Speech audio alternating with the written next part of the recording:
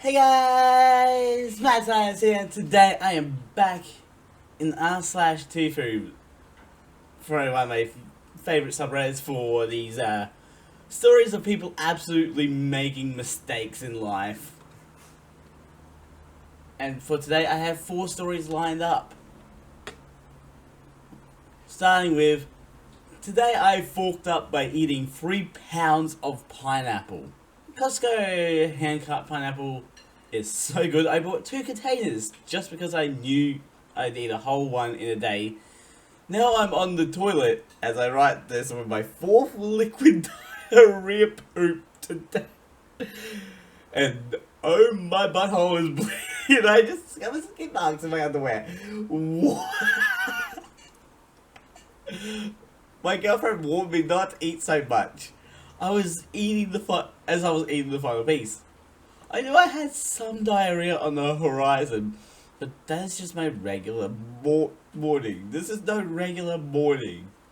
I am currently mourning as I look down, and every time I fart, it feels like a shotgun blast. It's just coming out of my butt. I was unaware. I did not believe. I was unaware of these consequences. I did not believe I would be here with a raspberry chocolate starfish. Every time I wipe, I am reminded how good the pineapple is. I do not regret my choice. I might even do it again. I do wonder how much longer I'll be in agony, as this is the worst I've had it. My underwear has cartoon ghosts on it. I've begun to wonder if I'll be joining them. What? This is not where I expected this to go. This is not where I expected this to go at all. I thought it was going to be more about the dangers of the flesh-eating enzyme pineapple has on it. What? Oh, let's get out of here. Today I forked up by stealing more McDonald's caramel sauce than any one person could consume in a dozen lifetimes. TLDR, I sell a lot of caramel syrup that was stacked up outside of McDonald's near my house. Found out that it's not all that tasty in bulk and doesn't go down the sink without protest. So when I was a teen, not today, I used to live not far from a McDonald's. I was on the high school swim team, and practices were held at the horrible hour of 5 a.m. My parents were less enthusiastic about dropping me off that early, so I had to get up at 4 a.m. just to bike there. Cutting through a gap in the fence of the McDonald's store parking lot saved me a couple blocks, so I'd force my bike through the hedge and go on my sad, lonely way. There were several days where I'd see huge stacks of buns and other stuff outside the store side entrance. I don't know if there's some kind of drop-off from trucks or daily delivery or whatever. I suppose, although I never checked, that the delivery was only for non-perishables. There must have been some other arrangement for things like meat, eggs, produce, etc, etc, etc. Oh, can we stop with that? The timing was odd. Maybe the truck had an early route, and that was the first stall. Hard to say. For reasons that will become obvious, I never asked. One day, I noticed this stack of supply pallets had a bunch of number 10 cans on them. When I got closer, I saw the label identifying them as the gooey caramel sauce that McDonald's used for their sundaes. I liked that short. It was awesome. It being just after 4 a.m, my brain wasn't working all that well, so I decided I would take one of them with me to school, and me and my teammates would eat it with a spoon. Best day ever. But then I thought, what if we ate all of the syrup?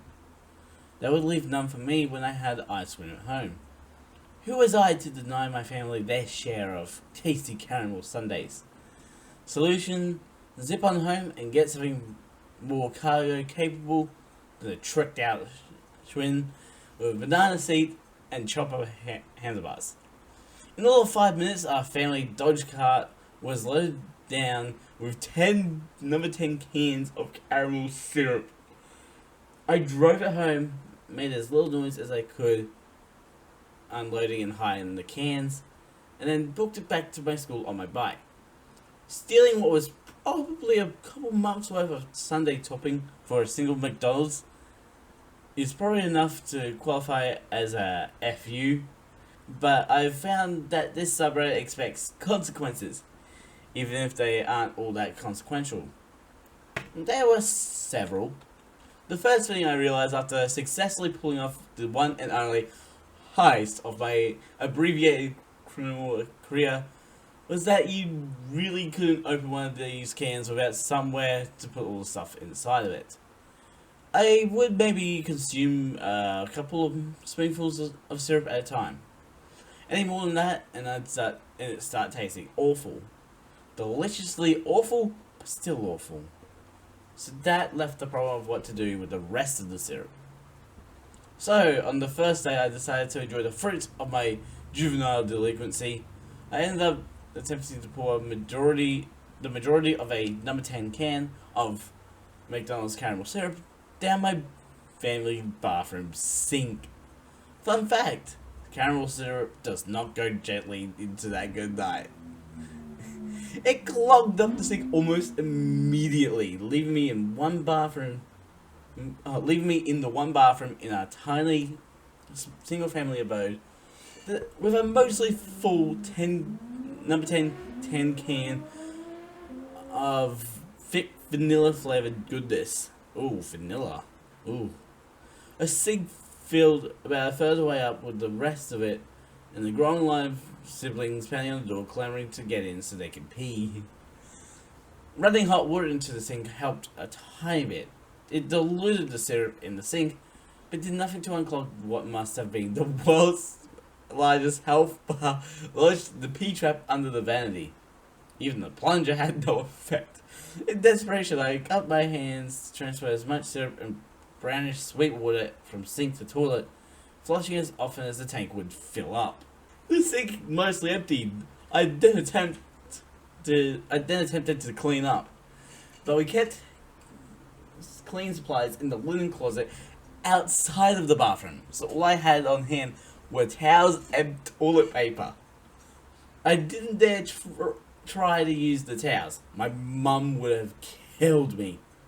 So I tried using the toilet paper, which is when I learnt that caramel syrup sticks to counters, toilet seats, walls, floors, etc. much harder than it sticks to toilet paper. All I really managed to do was add a layer of charm into the mess on every surface between sink and toilet. Finally, faced with a "here's Johnny" moment from a pair of angry siblings, I opened the door. My older brother took one look at the place and said, "Holy short!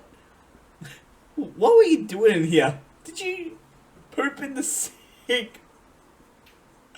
Which, to be fair, was a reasonable first impression for someone seeing brown smears all over the sink, counter, and toilet seat. Which led to my real fork up of the day. I just went with it. Somehow it made more sense at the time to confess to blowing out the sink's pipes with an enormous load of feces than to admit that I had stolen a giant can of McDonald's caramel syrup. Value judgments were not my forte at the time. I don't remember what lame excuse I made. Yeah, the toilet was clogged, so I didn't have any choice, I probably said. And then I grabbed some Formula 409 out of the linen closet and started spraying it everywhere, despite my brother's increasingly agitated pee-pee dances. Never the brightest bulbs in the shed. They both accepted my lame explanation, satisfied perhaps with an admission of guilt, and the potential of giving me a hard time about pooping in the sink. Which they did for many decades, often, and with great enthusiasm. And so I became that one weird cousin who poops in the sink. Don't let OP use your bathroom.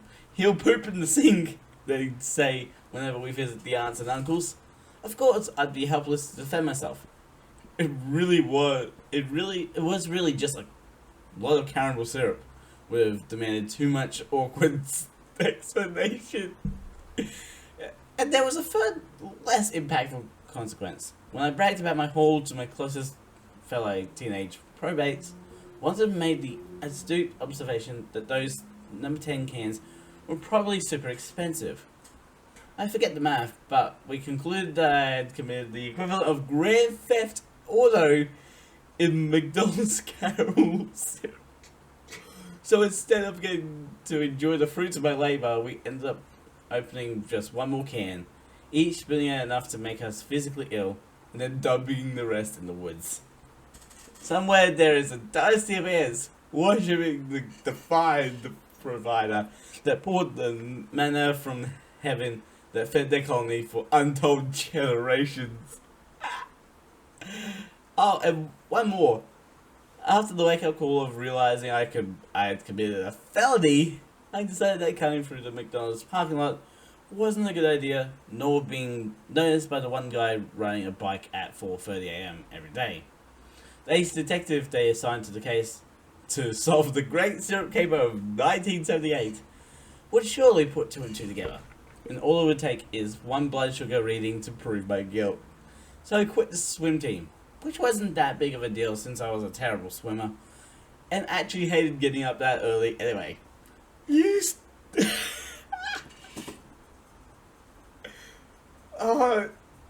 At least you got away with saying that it was you pooped the sink.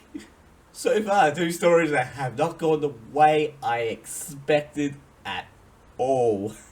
Let's move on to the third one, and hopefully it's better.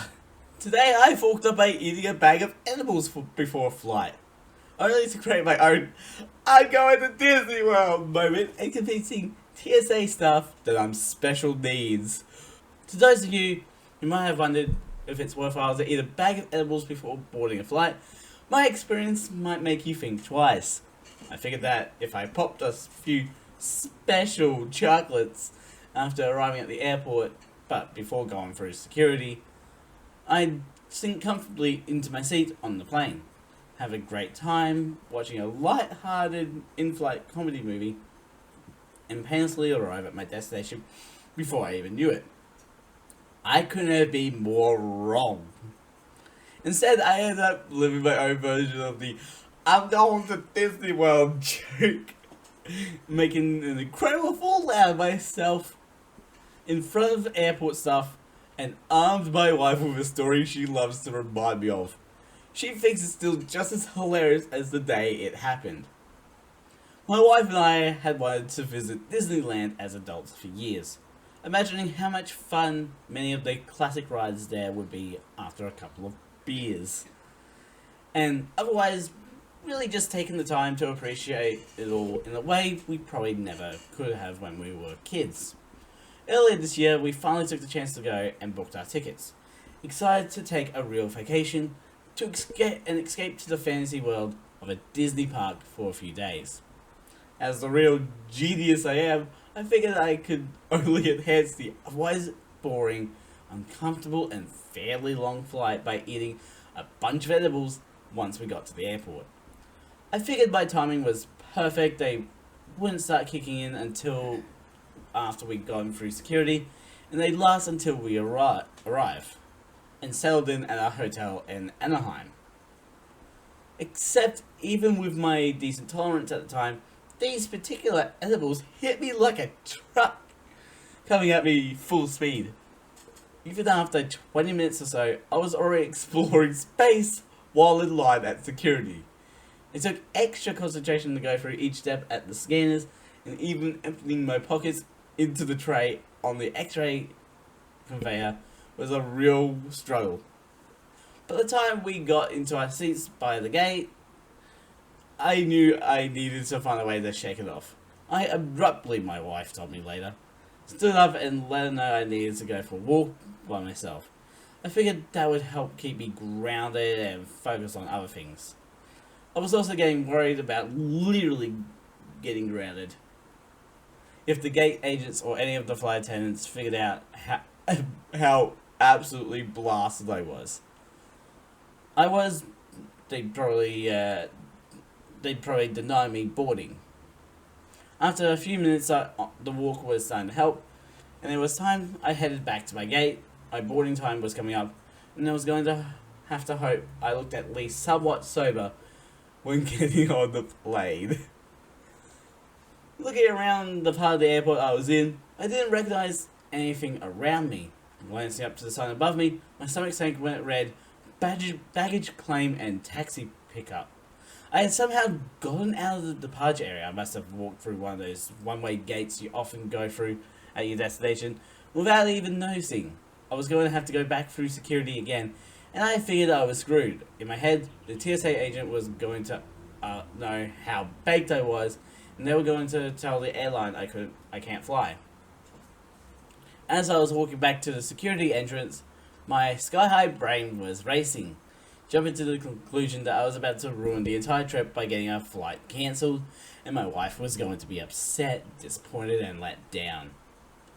What if getting denied boarding was the last straw in a secret long list of grievances?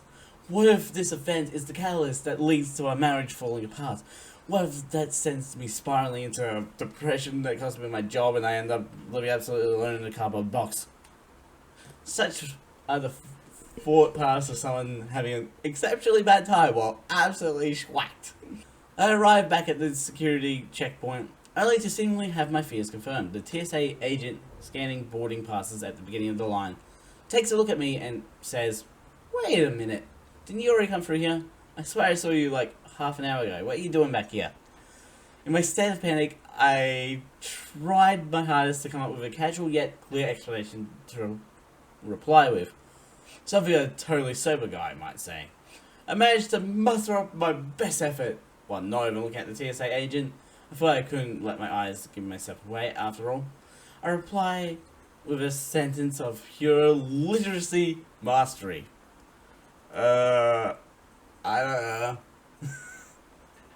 Except I didn't even enunciate the words. I just shrugged my shoulders and sort of mumbled it. I nailed that! In a sing-song kind of way. And all while mostly either staring at the floor or gazing off into the distance. I nailed this line. She then pauses for a moment, says, okay then, and asks me to see my boarding pass again. She takes a quick glance at it and asks, "Off to LA today?" "No, Disneyland!" I replied cheerfully. I don't know why I didn't say yes. I was going to LAX. I guess I was trying to make conversation. Beats me. Now that I'm looking back on it. Right then, the TSA woman looked at me as if she had just made a grand realization, and I think I'm screwed. She's on to me. But instead of asking me if I've had anything to drink, smoke, or if I was okay to fly, she completely changes her tone of voice. Now in a happy, high-pitched but slower tone, she says back to me, "Oh, how exciting! Well, if you got lost, that's okay. We can help you get back. Then once you get to Disneyland, you'll get to have so much fun on the rides." Meanwhile, I'm standing there, obliviously thinking to myself, "Yeah, I'll have fun. Thanks, strange, friendly TSA lady." In her now extra well-pronounced basic words, she then asked if I had someone waiting for me at the gate, like an assistant or something. The assistant question got me confused. Is that some sort of policy-based question I had never heard before? I tell her a simple no while probably still glaring at the wall or something. She then asks if I need extra help at security and tells me to say hi to Mickey for me. Smiling but still freaking out and slightly confused inside, I let her a simple thanks and go back through the scanner. I just had to get out of there as quickly as I could. Now walking back towards my wife at the gate, it all hits me like a ton of bricks. The TSA agent thought I was another form of incapacitated entirely. Someone who rode the short bus going to school and is now on a field trip to Disneyland with support workers and aides. Now turning beet red, I sit back down beside my wife, and before she could say anything, I blurt out, "The entire security staff back there think I'm legitimately mentally handicapped." She still looks back on that as one of her favourite moments of my marriage so far. And as it happens, the flight itself wasn't even any better on the edibles either. TLDR, I took too many edibles at the airport before a flight and somehow wandered out of the departures area. I had to go back through security again to get back to my gate. Now worried that I'd be deemed too intoxicated to fly. Only to have TSA think I was mentally handicapped and requiring special needs assistance. Honestly, probably the best of the situation. Like, getting accidentally mistaken for mentally challenged is better than being assumed to be too drunk to fly. So I'll count that as a win. You messed up in the best way possible. Our last story is the day I fucked up by eating a cinnamon roll. This happened about an hour ago, so I'm still awaiting the consequences. My wife got up very early this morning to make cinnamon rolls for a friend who was visiting us and left this morning. There were leftovers. She told me they were in the kitchen if I wanted some when I got up. After waking, I went to the kitchen and grabbed a roll and tossed it in the toaster oven to re-warm it. I then opened the fridge to grab the cream cheese icing she made. Last time she did, I had mentioned the recipe was a little too cream cheesy, so she tried a different recipe this time. And there it was, in a glass measuring cup on the top shelf.